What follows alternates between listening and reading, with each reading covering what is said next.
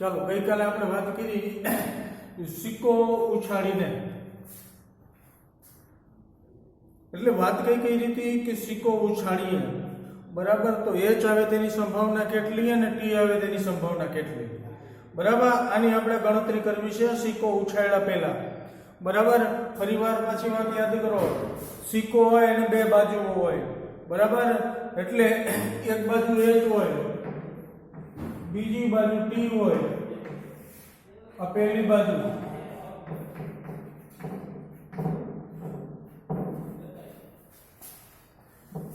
આ એક બાજુ, આ બીજી બાજુ. હવે કુલ બાજુઓ કેટલી? તો કે બે.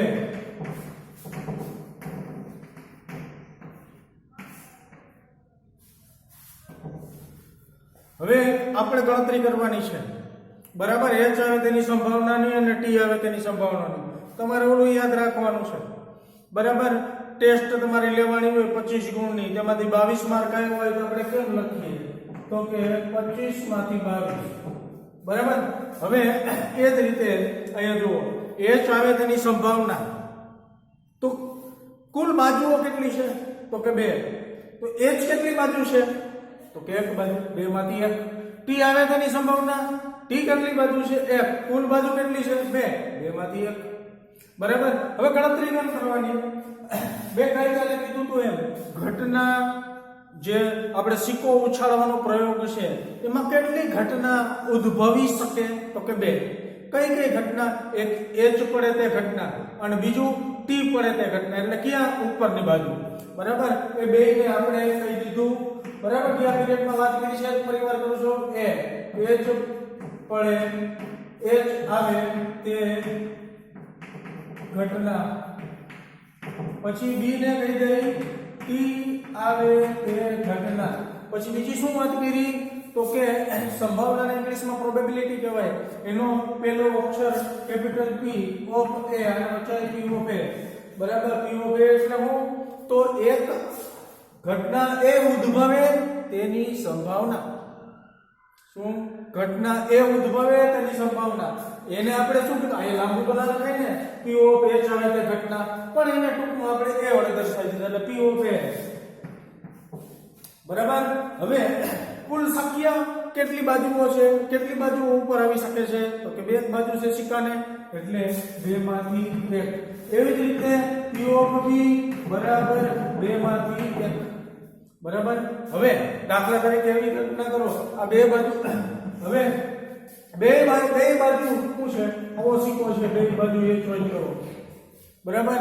હવે આવો સિક્કો આપણે ઉછાળીએ તો એચ આવે તે ઘટનાને હું એક સી કહી દઉં.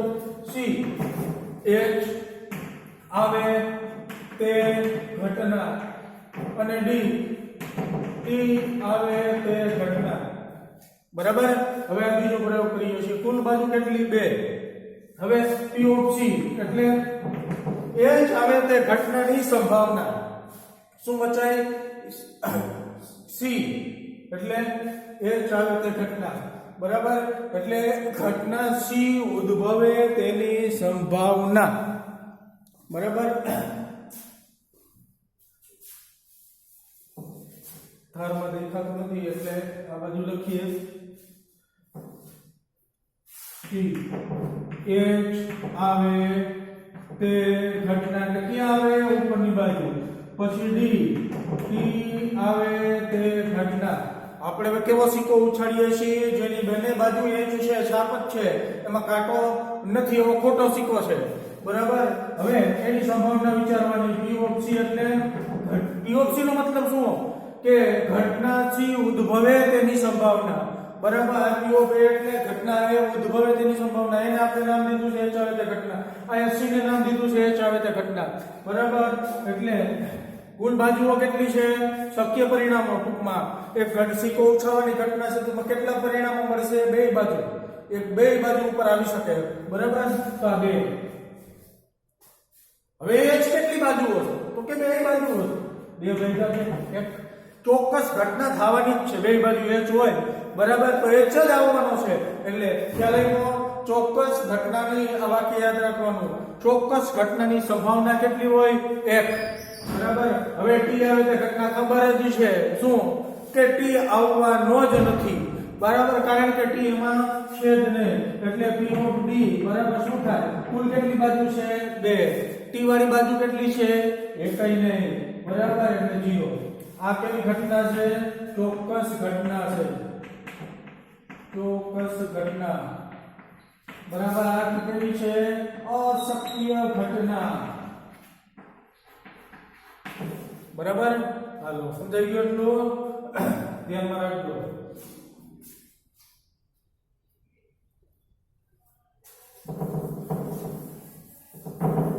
હવે આપણે પાસાની વાત કરીએ, બીજું વિચારીએ કે પાસો હોય, બરાબર, ગઈકાલે વાત કરી સમઘન હોય, બરાબર, કેવો હોય? આ બોક્સ જેવો હોય, બરાબર. આ એક સાઈડ, આ એક સાઈડ, આ બીજી સાઈડ, આ ત્રીજી સાઈડ, આ ચોથી સાઈડ, પછી આ પાંચમી અને આ છઠ્ઠી, બરાબર. આવો પાસો હોય, નાનકડો બધાએ જોયો હોય છે, બરાબર. સાપ સીડીને એવું રીમાઓ જેની લંબાઈ પહોળાઈ અને ઊંચાઈ સરખી હોય, ગણિતની ભાષામાં સમઘન આકાર કહેવાય, બરાબર. આવા પાસા ઉપર શું હોય?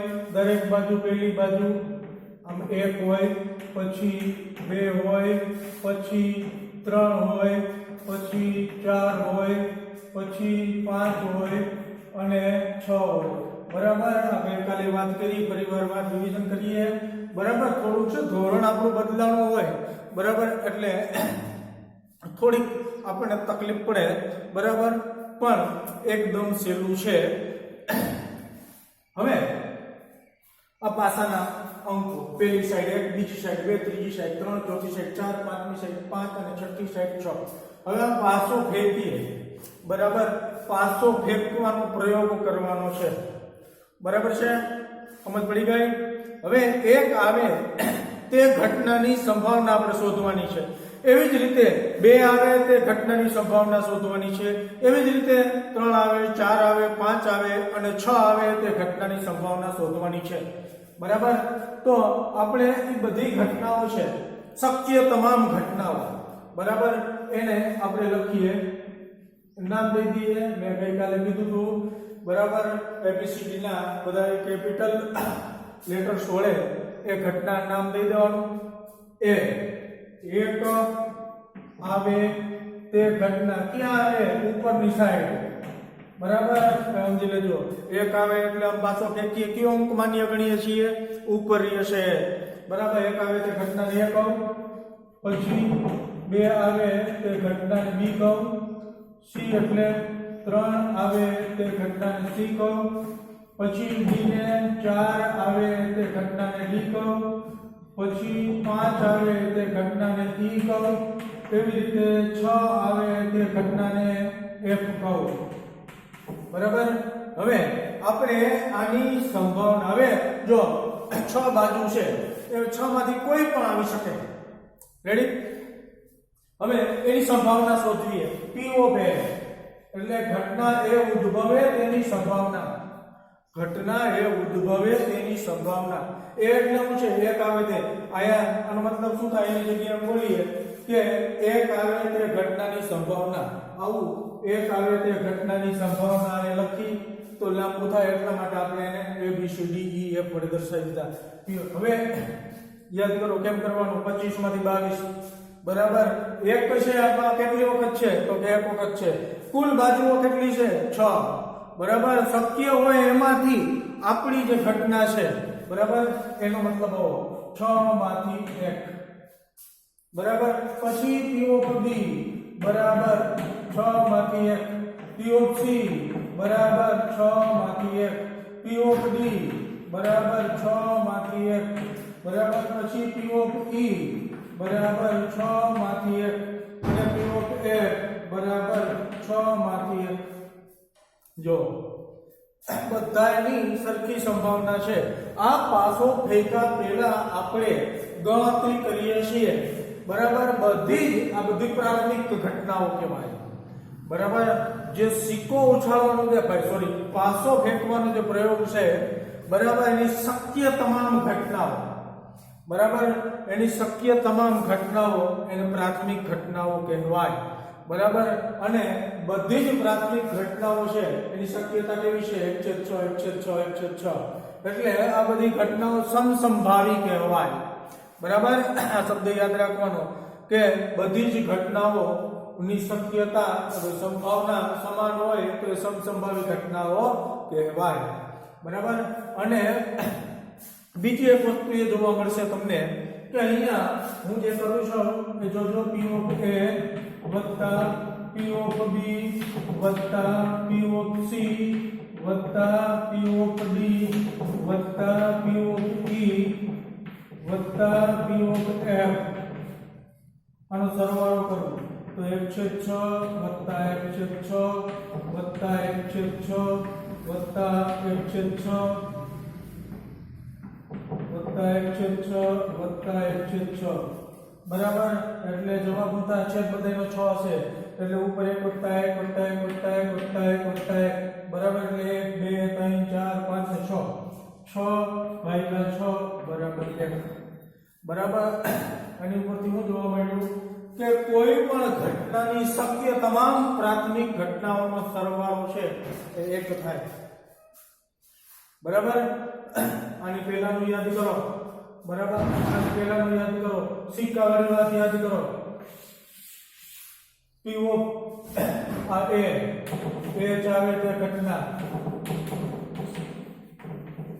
B આવે તે ઘટના, તો P of A બરાબર કેટલા હતા? 1/2.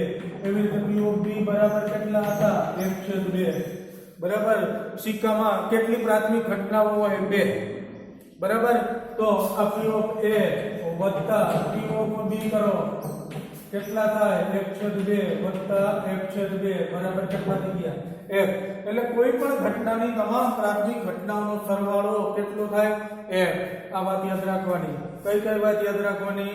બરાબર, આપણે વિડિયો જોતા જોતા લખતું જવાનું. ચોક્કસ ઘટનાની સંભાવના 1, અશક્ય ઘટનાની સંભાવના 0. બરાબર, પછી કોઈ પણ પ્રયોગ હોય, બરાબર, કોઈ પણ પ્રયોગ હોય એની તમામ પ્રાથમિક ઘટનાઓનો સરવાળો 1 થાય.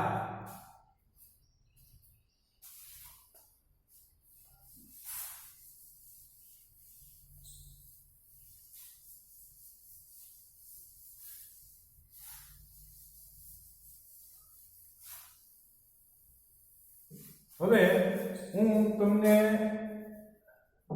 એક એવો પાસો આપું જેમાં એકડો નથી પણ બગડો 2 વાર છે.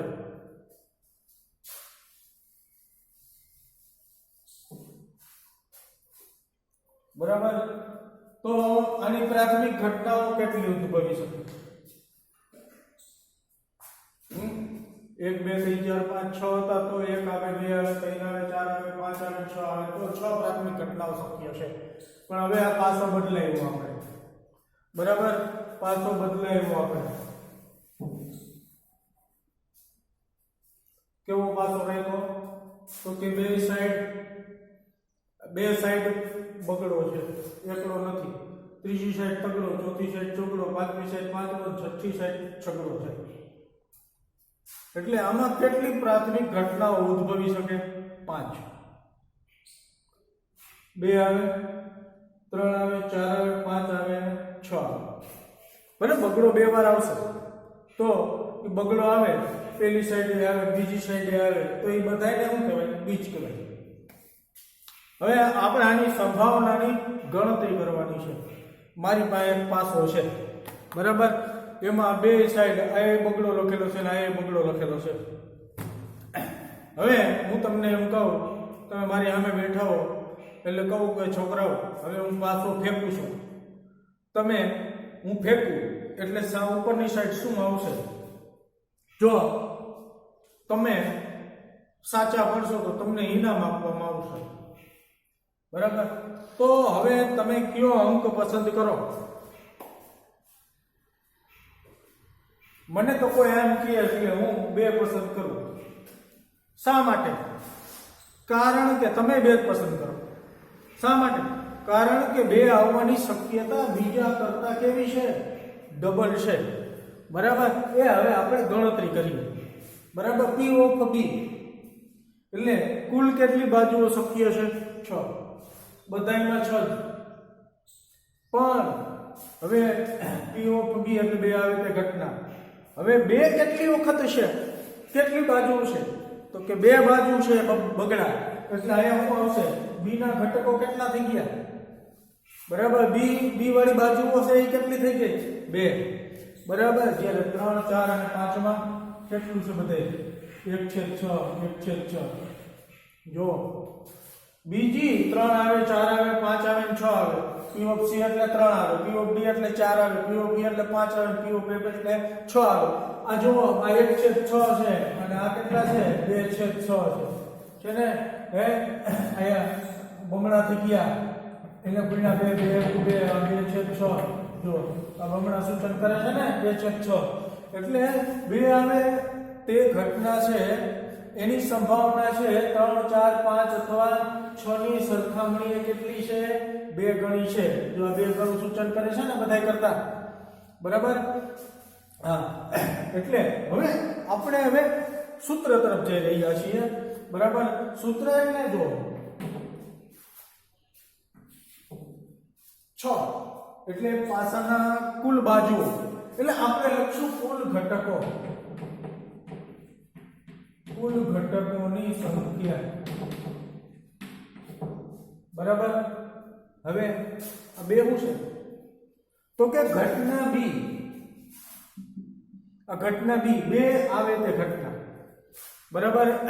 ઘટના B એટલે 2 આવે તે ઘટના છે. B ને શું કીધું છે? તો કે ઉછાળીએ અને 2 આવશે એ ઘટનાને આપણે B કીધું છે. તો B કેટલી વખત છે? 2 વખત. ઘટના B ના ઘટકોની સંખ્યા. ઘટના B ના ઘટકોની સંખ્યા. ઘટના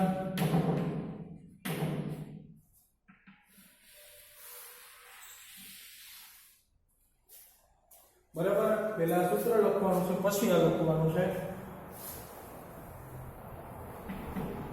બરાબર. હવે અહીંયા આપણે લખીએ ઘટના B ના ઘટકો કેટલા છે? તો કે 2. ટૂંકમાં લખી નાખું સંખ્યા.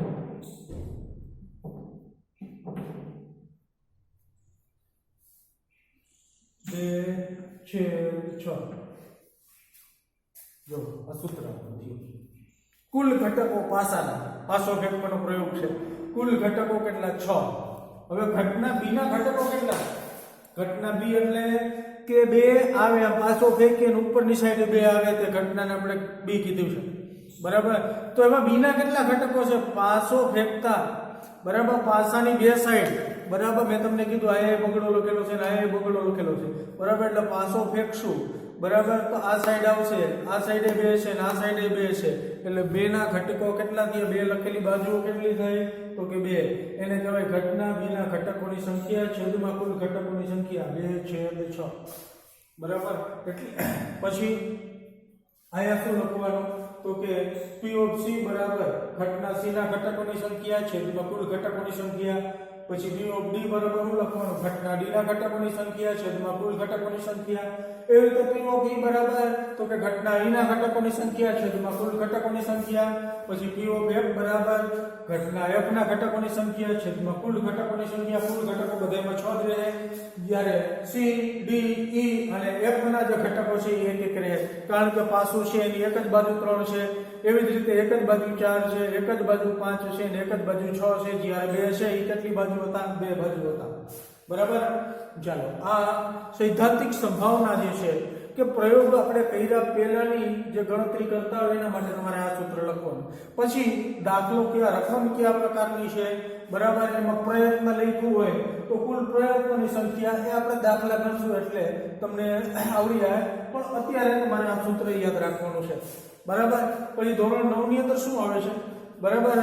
પ્રશ્નવાળો ભણી ગયા હોય એટલે એને ખ્યાલ હોય. બરાબર. કે પ્રાયોગિક પ્રયોગ કરી લીધેલો હોય અને એને આધારે દાખલા ગણવાના હોય. જ્યારે ધોરણ 9 માં પ્રયોગ તમને બતાવી દીધો હોય કે એક સિક્કો છે. બરાબર. પિયર્સને પૂછાયો. બરાબર કેટલી વખત ઉછાળ્યો તો 24,000 વખત ઉછાળ્યો તો 12,012 વખત છાપ મળી બરાબર છેલ્લા ગઈકાલના પીરિયડમાં આપણે જોયું હતું તો અહીંયા એની સંભાવના મેળવવામાંથી શું કરવાનું કે 24,000 માંથી 12,012 વખત એટલે આ અહીંયા શું લખવાનું કુલ પ્રયત્ન 24,000 અને 12,012 વખત 12 એટલે તો કે h આવે તે ઘટનાના ઘટકો h આવે તે ઘટનાના ઘટકો એટલે h આવે તે ઘટનાના ઘટકોને એ કહી દીધું હોય આપણે બરાબર તો PO2 બરાબર ઘટના એના ઘટકોની સંખ્યા છેદમાં કુલ ઘટકોની સંખ્યા બરાબર શું બોલ્યો સમજાણું બરાબર કે પિયર્સને સિક્કો ઉછાળ્યો કેટલી વખત 24,000 વખત ઉછાળ્યો h કેટલી વખત પડ્યો તો કે 12,012 વખત પડ્યો પછી કાયા પડજો તો એ ઘટનાને આપણે શું કહી દીધું એ ઘટના એ h પડે છે તે ઘટના તો PO2 બરાબર શું થાય ઘટના એના ઘટકોની સંખ્યા છેદમાં કુલ ઘટકોની સંખ્યા આ જ રીતે એ ઘટના એ એટલે h આવે છે તે ઘટક કેટલી વખત પડે છે તો 12,012 કેટલામાંથી કુલ ઘટકો કેટલા છે એટલે કેટલી વાર ઉછાળ્યો હોય બરાબર કેટલી વખત ઉછાળ્યો 24,000 વખત બરાબર એમાં ને આમાં થોડો ફરક છે બરાબર આ ઉછાળ્યા પહેલાનો છે ઓલો ઉછળી ગયેલો છે બરાબર ઓલા 25 માંથી 22 વાર કેના જેવી વાત છે એટલે આપણે જેમ જેમ ગણશું એમ એમ તમને સમજાતું જાય પણ અત્યારે આ યાદ રાખજો બરાબર હવે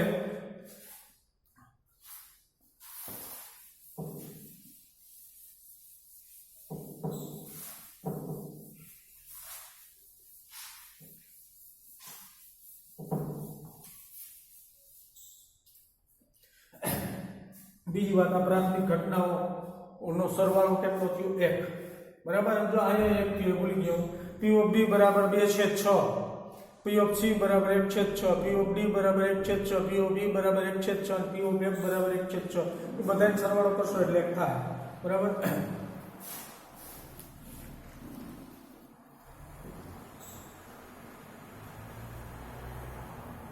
હવે પછી બીજું આપણે એક વાત કરી લઈએ કે ચોક્કસ ઘટના છે બરાબર ચોક્કસ ઘટનાની સંભાવના કેટલી 1 બરાબર એવી જ રીતે અશક્ય ઘટનાની સંભાવના કેટલી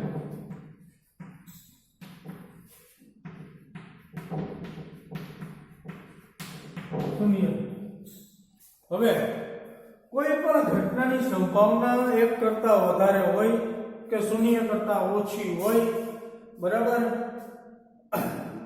હવે વાત કરીએ આપણે સિક્કાની વાત કરીએ સિક્કાને કેટલી બાજુ હોય 2 બરાબર h આવે તે ઘટનાને હું a કહી દઉં h આવે તે ઘટનાને અને t આવે તે ઘટનાને હું b કહી દઉં બરાબર તો PO2 બરાબર કેટલા થાય 1/2 POB બરાબર કેટલા થાય 1/2 બરાબર પછી આપણે બે બાજુ h હોય એવો સિક્કો લીધો તો બરાબર બંને બાજુ h હોય તેવો સિક્કો હોય બંને બાજુ જેની બંને બાજુ છે બંને બાજુ h છે તેવા સિક્કા માટે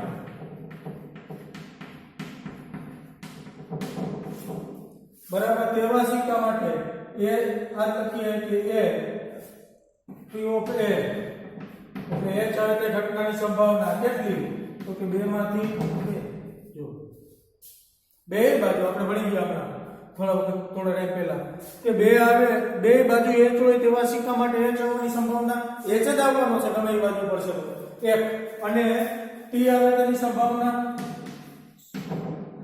2 માંથી 0 એટલે 0 બરાબર એની સંભાવના શૂન્ય થઈ જાય કારણ કે અશક્ય ઘટના છે આપણે લખ્યું તો અશક્ય ઘટના અશક્ય ઘટના બરાબર વિડિયોને રિવર્સ કરીને જોજો હવે મારે તમને સમજાવવાનું છે કે કોઈ ઘટનાની સંભાવના 1 કરતા વધારે થાય આ 1 કરતા મોટું ક્યારે થાય બરાબર તો કે અંશ મોટો હોય અંશ અને છેદ બે સમાન હોય અંશ નાનો હોય અને છેદ મોટો હોય તો આ 1 કરતા કેવા થયા આ લેસ ધેન 1 થયા બરાબર 1/2 1 કરતા ઓછા થયા હવે અંશ મોટો હોય અને છેદ નાનો હોય તો 1 કરતા મોટો જવાબ આવે.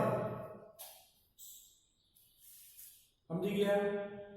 હવે PO2 ઘટના એના ઘટકોની સંખ્યા છેદમાં કુલ ઘટકોની સંખ્યા. સિકન બાજુ કેટલી છે? 2, એટલે કુલ ઘટકો 2. હવે ઘટના એના ઘટકો એટલે સિક્કાની બાજુ 2 છે, એમાં 3 h હોઈ શકે? ના હોઈ શકે, 2 જ હોઈ શકે. તો આયા 2 થી આવો સિક્કો હોય જેની એક બાજુ h છે, એક બાજુ h અને બીજી બાજુ t હોય તેવા સિક્કા માટે જો એની એક બાજુ h હોય એટલે 1/2. અહીંયા બે બાજુ h છે તો 2/2 બરાબર 1. હવે સિક્કાની સાઈડ જ 2 છે તો ત્રીજો h આપણે ક્યાંથી કાઢવો? ના મળે. એનો મતલબ એવો થયો કે ક્યારેય સંભાવના 1 કરતા વધારે હોય નહીં અને 0 કરતા નાનું. બરાબર, 0 કરતા નાનું એટલે ઋણ સંખ્યાઓ થઈ. બરાબર, તો ઋણ સંખ્યા નો મતલબ શું? કે જેની બે બાજુ h નથી એના માટે વિચારીએ છીએ. જેની બંને બાજુ h છે, t નથી, એકેય બાજુ t નથી, એનો મતલબ કે શૂન્ય છે. હવે t કેટલી બાજુ છે? આ સિક્કો હોય તો t એક બાજુ છે, આવો સિક્કો હોય તો t એકેય બાજુ નથી. એકેય બાજુ ના હોય એના માટે આપણે શૂન્ય લખી શકીએ, ક્યારે ઋણ લખી શકીએ. t કેટલી વાર છે? તો કે ઋણ 1 વાર છે. t કેટલી વાર છે? તો કે ઋણ 2 વાર છે. એવું શક્ય છે નથી. એટલે આ ઋણ સંખ્યા ક્યારે આવે? બરાબર, ઋણ થાય કોઈ પણ સંખ્યા ઋણ હોય તો એ નાની, શૂન્ય કરતા નાની થાય. શૂન્ય કરતા નાની સંખ્યા એટલે ઋણ. બરાબર, એ વસ્તુ ક્યારેય શક્ય બને નહીં. આ તો 2 તો ફરજિયાત એમને રાખી શકવાના. ફેરફાર ક્યાં થવાનો? અંશમાં ફેરફાર થવાનો. અંશમાં એટલે શું છે? અંશ એટલે શું છે? ઘટના બી શું છે? તો કે t ઉદ્ભવે તે ઘટના છે. તો t ઉદ્ભવે તે ઘટના, બરાબર, એના ઘટકો કેટલા? ના હોય એક વાર તો 0 વાર, 1 હોય તો 1 વાર, 2 હોય તો 2 વાર. અને એવું ક્યારે આપણે લખી શકીએ કે ઋણ 1 વાર કે ઋણ 2 વાર? તો અંશ ઋણ થાય તો જવાબ છે એ ઋણ થાય. બરાબર, તો એ આપણે લખી શકવાના નથી. એટલે કોઈ પણ ઘટનાની સંભાવના છે એ ઋણ હોઈ શકે નહીં. કા 0 હોય, અશક્ય ઘટના હોય તો કા 0 થી મોટી હોય. બરાબર, 0 થી મોટી હોય એટલે અડધોય હોઈ શકે, કોઈ પણ વાસ્તવિક સંખ્યા હોઈ શકે. અને વધારેમાં વધારે સંભાવના કેટલી? કોઈ ઘટનાની સંભાવના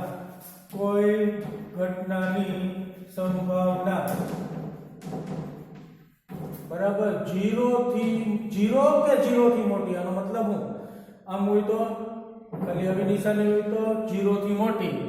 બરાબર, 0 થી મોટી હોય અને 0 હોય એના માટે આ વચ્ચે હું કોઈ પણ ઘટનાની સંભાવના 0 કે 0 થી મોટી. અને આમ વચ્ચે 0 કે 0 થી મોટી અને 1 કે 1 થી નાની.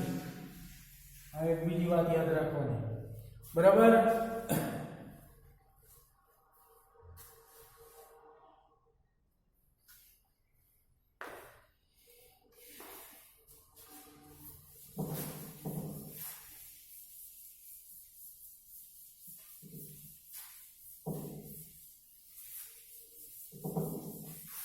બીજું કે હવે એક સૂત્રની વાત કરી દો પછી આપણે પૂરું કરીએ. કે પિયર્સનની વાત કરીએ. આપણે કીધું છે કે પિયર્સને પ્રયોગ કર્યો, 24,000 વખત સિક્કો ઉઠાડ્યો. બરાબર, એટલે કુલ ઘટકો બરાબર 24,000.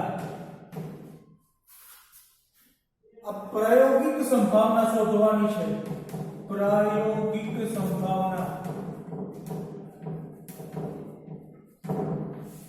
પ્રયોગ થઈ ગયો છે. બરાબર, સિક્કો કેટલી વખત ઉછાળ્યો? 24,000 વખત ઉછાળ્યો. એટલે કુલ ઘટકો થાય 24,000. પછી 12,000 ને 12 વખત છાપ મળે છે. એને હું કહી દઉં એ છાપ પડે છે તે ઘટના. કેટલી વખત છાપ પડે છે? 12,000 ને 12 વખત છાપ મળે છે. કેટલી વખત સિક્કો ઉછાળ્યો છે? 24,000 વખત સિક્કો ઉછાળ્યો. બરાબર.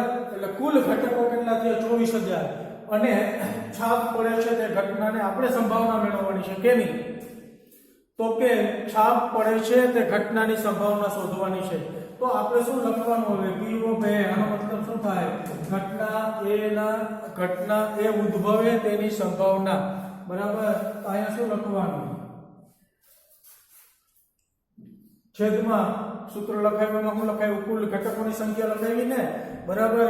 અહીંયા રકમ કેવી છે કે પિયર્સને 24,000 વખત સિક્કો ઉછાળ્યો અને 12,012 વખત છાપ મળી, તો એ ઘટનાની સંભાવના શોધો.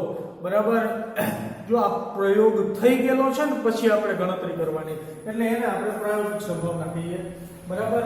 એટલે અહીંયા લખશું આપણે કુલ પ્રયત્નોની સંખ્યા.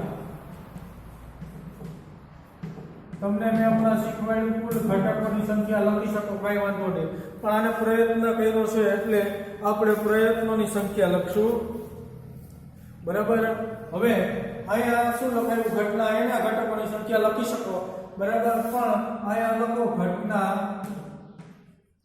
એ ના પરિણામોની સંખ્યા. ઘટના એ ના પરિણામોની સંખ્યા. ઘટના એના પરિણામોની સંખ્યા.